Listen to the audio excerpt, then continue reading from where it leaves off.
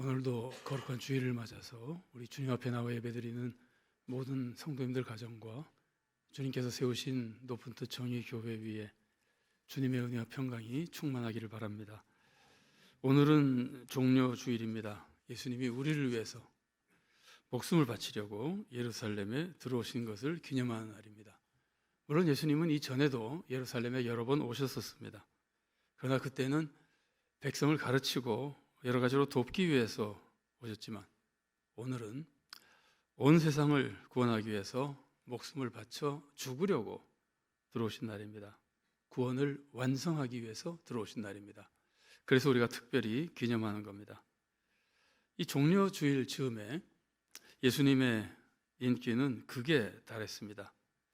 이날 사람들은 예수님이 예루살렘에 오시는 것을 보면서 이제 곧 하나님 나라가 임하는 줄 알았습니다.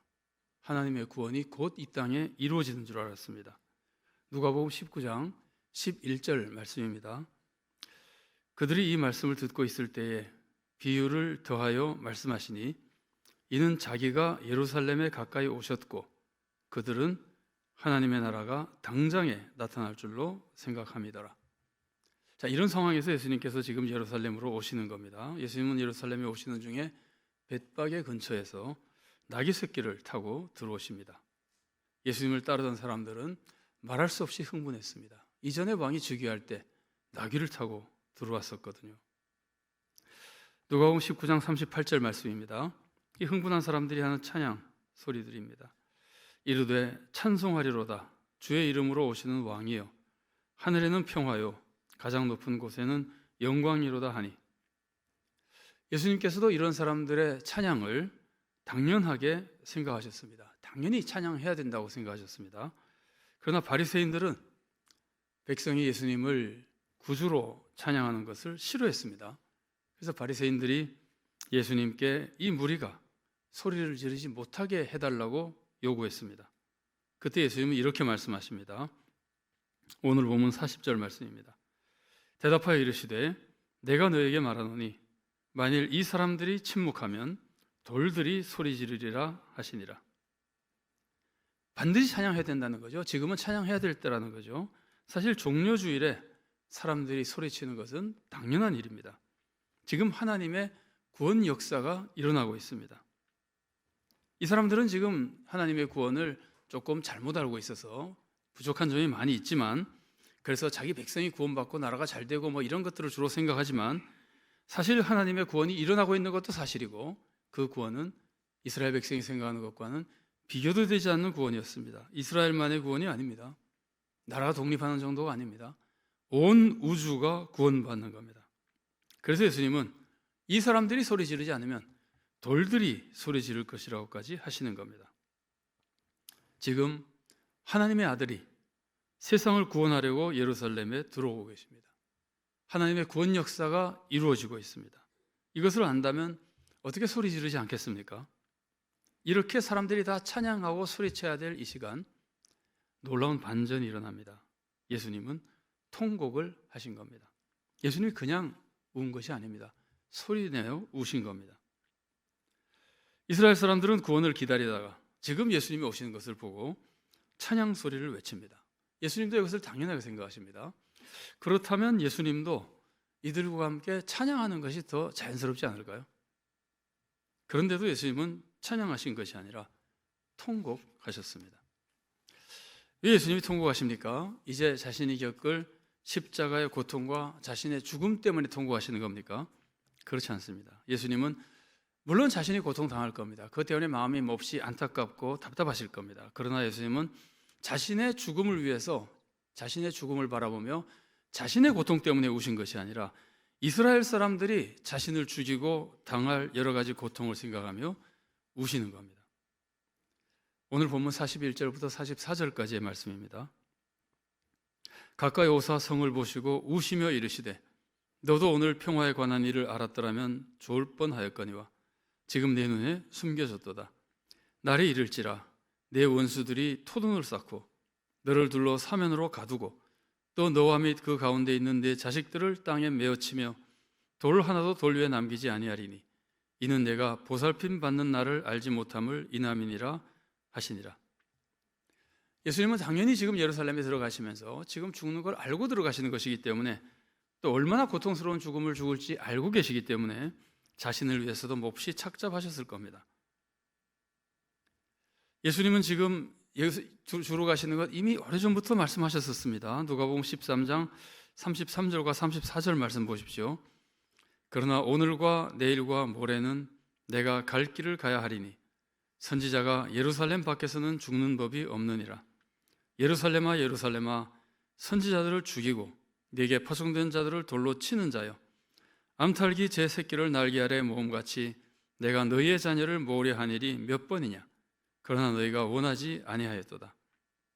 예루살렘은 그동안 수없이 선지자들을 죽였습니다. 그리고 그들은 이제 예수님도 죽일 겁니다. 그동안 예수님은 예루살렘의 구원을 위해서, 유대 백성의 구원을 위해서 암탉이 병아리를 모으는 것처럼 그들을 모으려고 애를 쓰셨습니다. 그러나 그들은 거부했습니다. 이제 예수님이 예루살렘에 들어가시면 그들은 결국 예수님을 죽이게 될 겁니다. 예수님은 이것을 알고 통곡하시는 겁니다. 자기가 죽을 것 때문에 통곡하시지만 예수님이 고통 중에 자기가 죽는 그 고난을 생각하며, 자기의 고난을 생각하며 우시는 것이 아닙니다. 예수님을 그렇게 죽임으로써 이스라엘 백성이 당하게 될 고난을 생각하며 우시는 겁니다. 이스라엘 백성이 하나님의 구원을 거부하고 하나님 오신 메시아를 죽이고 비참하게 파멸당할 것을 생각하며 우시는 겁니다. 실제로 종려주일이 지난 지 한 40년쯤 후에 예루살렘은 완전히 멸망합니다. 유대인들이 로마에 대항해서 독립전쟁을 벌였다가 나라가 초토화되는 파멸을 당합니다. 유대인들은 예수님의 재판정에서 예수님의 피를 자기들의 머리에, 자기와 자기들의 후손에게 돌리라고 외쳤습니다. 정말 그대로 이스라엘은 완전히 망하고 그 후손들까지 2000년 동안이나 나라 없이, 말할 수 없이 고통을 당하면서 지냈습니다. 1948년이 되서야 비로소 나라가 회복되게 됩니다. 예수님은 이 모든 것을 아시고 미리 보시고 통곡하시는 겁니다. 그 백성의 파멸을 바라보며 통곡하시는 겁니다. 종려주일에 예수님을 따르는 사람들은 너무나 기뻐서 호산나 외치며 찬양합니다. 호산나라고 하는 것은 지금 구원해 주소서라는 뜻입니다. 이 사람들은 하나님이 구원자를 보내주셨다고 생각하고 이 구원자가 지금 우리를 구원해 달라고 외치고 있는 겁니다. 그래서 예수님이 입성하실 때 그렇게 호산나 찬양하며 기도하고 간구하며 기뻐하는 겁니다. 그러나 불과 닷새만 지나면 예수님을 따르는 자들 중에서도 많은 사람들이 예수님을 죽이라고 외칠 겁니다. 그리고 그들은 대부분 다 예수님을 떠나고 도망갈 겁니다. 그런데 지금 찬양도 못하게 하려고 하는 바리새인들은 오죽하겠습니까? 그때가 되면 정말 대단한 박해가 임하게 될 겁니다. 그리고 예수님이 성전에 들어가셨습니다. 성전에 들어가시니까 성전 모습이 어떻습니까? 제사장들과 결탁한 장사꾼들이 성전, 기도하는 하나님의 집인 성전을 아예 시장터처럼 만들어 버렸습니다. 이 사람들은 폭리로 시민들을 착취하고 있었습니다. 여러분, 재물은 흠이 있으면 못 바치잖아요. 성전의 재물 검사관들이 재물을 다른 데서 구해온 거는 다 불합격시켜 버리는 겁니다. 성전 안에서 산 재물만 합격시키는 겁니다. 그러니까 거기서 살 수밖에 없는 거예요. 재물을 드리려면. 그러니까 얼마나 폭리를 취하겠어요. 자기 것만 독점적으로 팔고 있으니까. 그리고 하나님께 헌금을 드리려면 세겔로만 드려야 됩니다. 로마 돈으로 드리지 못합니다. 그러니까 돈을 바꿔야 드릴 수 있잖아요. 그 바꿀 때마다 엄청난 폭리를 취하면서 돈을 바꿔줬습니다. 그래서 이 사람들은, 이 장사꾼들이 제사장들과 결탁하고 상권을 잡아가지고 폭리를 취하고 있었던 겁니다. 근데 그게 문제가 아닙니다. 그것도 문제지만 더 심각하고 더 무서운 것은 제사장들이 백성을 잘못 가르쳐서 백성들이 지금 잘못된 신앙생활을 하며 성전에서 종교생활을 하고 있는 겁니다. 제사장들이 어떻게 가르쳤냐면, 제사장들은 이 성전에 와서 제사를 드리면 모든 죄를 다 용서받으니까 염려 없다고 가르쳤습니다. 다 죄를 용서받고 구원받는다고 가르쳤습니다. 그래서 백성들은 성전에 가서 제사만 드리면 되니까 세상에 나가서 죄 짓는 것을 두려워하지 않았습니다. 아무리 죄를 지어도 성전에 와서 제사만 드리면 되기 때문입니다. 그래서 예수님은 이들에게 너희가 성전을 강도의 소굴로 만들었다고 꾸짖으시는 겁니다. 여러분, 강도의 소굴로 만들었다고 하는 것은 지금 성전 안에서 폭리를 취하고 돈을 바꿔주면서 폭리를 취하고 강도짓을 한다는 뜻이 포함은 되어 있지만 그게 본래 뜻이 아닙니다. 여기서 이 사람들이 강도의 짓을 한다는 뜻은 이런 뜻입니다. 예수님은 이 말씀을 예레미야 7장에서 인용해 오셨는데, 예레미야 7장에 있는 말씀을 제가 읽어드리겠습니다. 예레미야 7장 8절부터 11절까지의 말씀입니다. 보라, 너희가 무익한 거짓말을 의존하는도다. 이 사람들이 지금 거짓말을 믿고 있다는 뜻이에요. 거짓말을 의지하고 있자 그러잖아요. 9절 말씀입니다. 너희가 도둑질하며 살인하며 간음하며 거짓 맹세하며 바알에게 분향하며 너희가 알지 못하는 신들을 따르면서, 어디서 그러는 거예요? 성전 밖에서, 세상에서 도둑질하고 살인하고 간음하고 거짓말하고 우상 숭배하고 그러면서 10절입니다. 내 이름으로 일컬음을 받는 이 집에 들어와서 내 앞에 서서 말하기를 우리가 구원을 얻었나이다 하느냐? 이는 이 모든 가증한 일을 행하려 함이로다. 온갖 죄를 짓다가 성전에 와가지고는 하나님, 우리가 제사 드리고 용서받고 구원받았습니다 그러느냐는 거예요. 제사 드리고 용서받고 구원받은 이유가 뭐예요? 나가서 또 나쁜 짓을 하기 위해서 그런다는 거예요. 11절 말씀입니다. 내 이름으로 일컬음을 받는 이 집이 너희 눈은 도둑의 소굴로 보이느냐? 보라, 나 곧 내가 그것을 보았노라. 여호와의 말씀이니라. 예수님이 인용하신 예레미야서의 이 말씀의 뜻은 백성들이 세상에 나가서 온갖 죄를 짓고 도둑질을 하고 살인하다가 성전에 들어와서 제사 한 번 드리고 구원받았다고 좋아하는 것을 예레미야가 지금 꾸짖고, 그러면 안 된다고 꾸짖는 거거든요. 그러면서 하는 말이 너희가 내 집을 강도의 소굴로 만들었다는 거예요. 내 집을 강도의 소굴로 생각하느냐? 예수님 말씀하시는 게 이 뜻입니다. 너희가 예루살렘 성전을 강도의 소굴로 만들었다는 거예요. 근데 여러분 생각해 보세요. 강도가 도둑질을 어디서 합니까? 자기 소굴에서 합니까? 소굴에서 나가서 합니까? 나가서 하잖아요. 소굴은 뭐 하는 곳이냐면은 도둑질하던 강도가 들어와서 쉬는 곳이에요. 새 힘을 얻는 곳이에요. 새 힘을 얻어서 뭐 합니까? 다시 나가서 도둑질하는 거예요. 예루살렘 성전이 그런 곳이 되어버렸다는 거예요.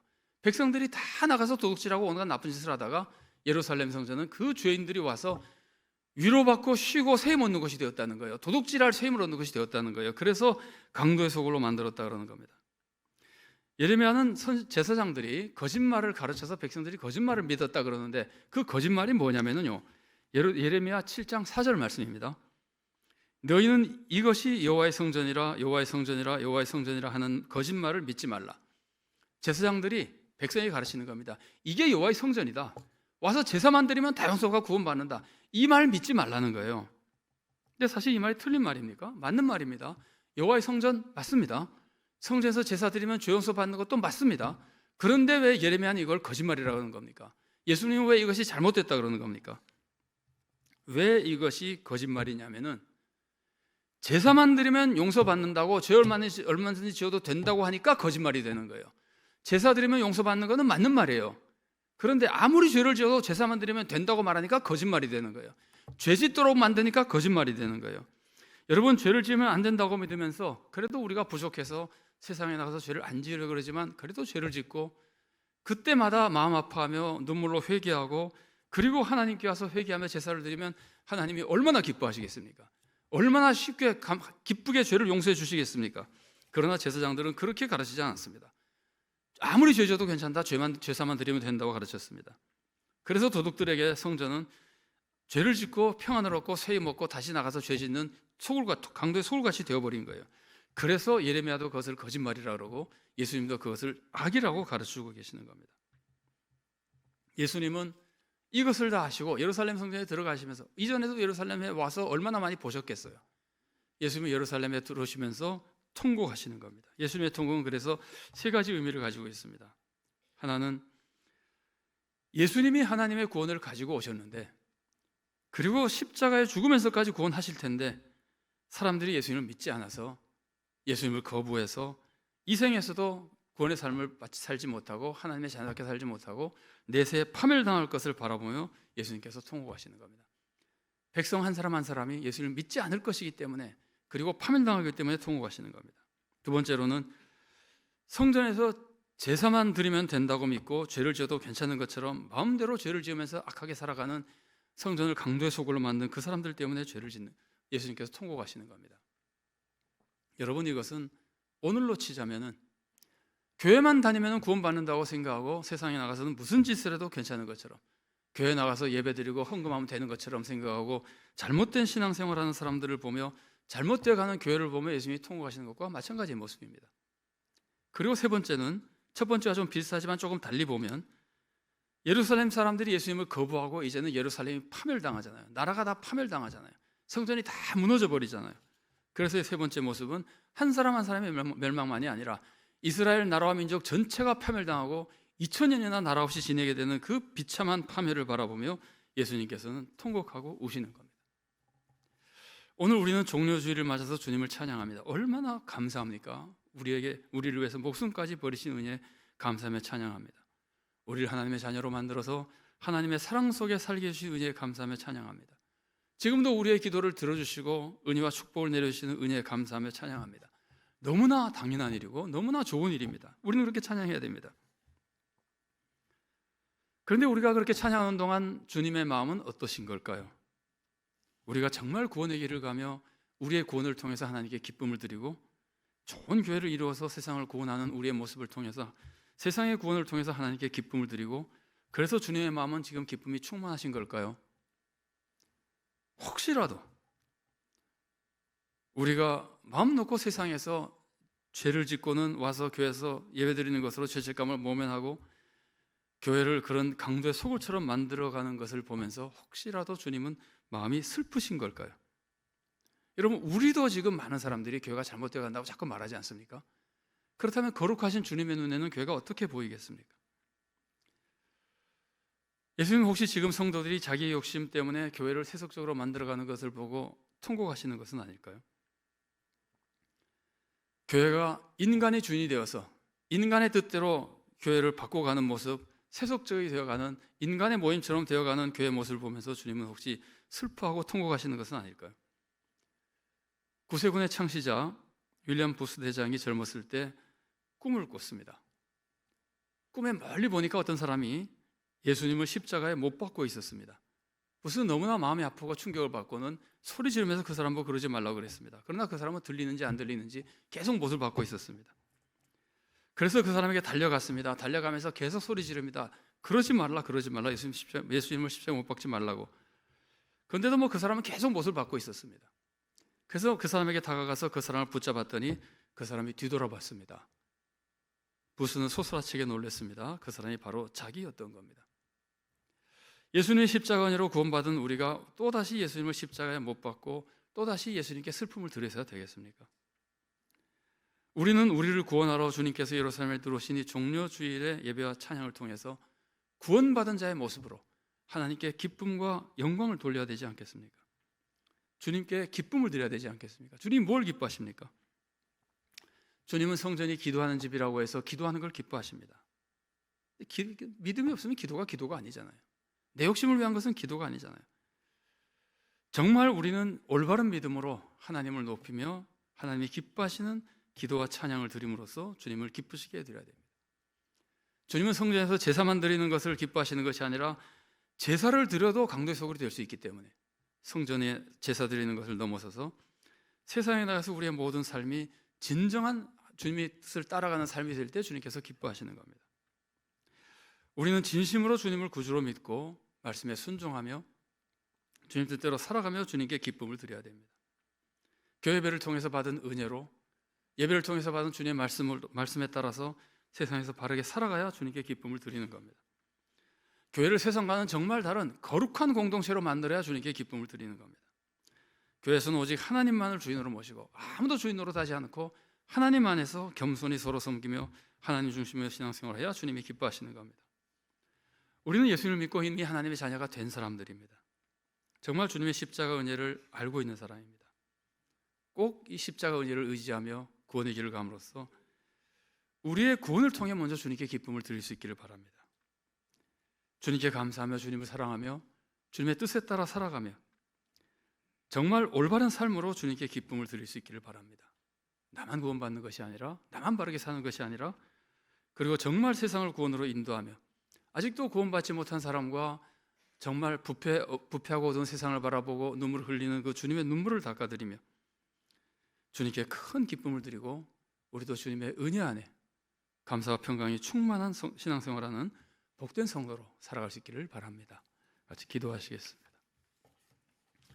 사랑의 하나님, 은혜를 감사드립니다. 연약하고 부족한 저희들을 주님께서 일방적인 사랑과 은혜로 십자가의 고난과 부활을 통해 구원해 주시니 감사드립니다. 주님께서는 그 고난의 길을 가시며 우리를 구원으로 인도하시노나 우리가 다시 주님을 배반하고 주님을 떠나 주님께 슬픔과 눈물을 드릴 때가 있지 않은지 두렵습니다. 주님께서는 세상을 구원하기 위해 교회를 세우셨지만 교회가 오히려 구원의 길을 가는 것이 아니라 세상에 나가서 죄를 짓고 마음의 위로와 평안을 얻고 새 힘 얻어 다시 세상에 나가서 죄를 짓는 강도의 소굴처럼 되어가는 것은 아닌지 두렵습니다. 주님이 그것을 안타까워하며 꾸짖고 우셨는데 우리 하나님, 우리는 교회를 강도의 소굴이 아니라 세상을 불러와 구원하며 또 세상에 나아가 세상을 구원하는 주님의 참된 몸이 되는 교회로 세워나갈 수 있도록 우리를 은혜로 인도하여 주시옵소서. 우리의 종려주일 예배가 또 우리의 신앙과 우리의 삶이 주님께 눈물이 아니라 기쁨을 드리고 세상에 구원의 축복을 끼쳐주는 예배가 되고 신앙생활이 되도록 우리에게 은혜 내려 주시옵소서. 예수 그리스도 이름으로 기도드리옵나이다. 아멘.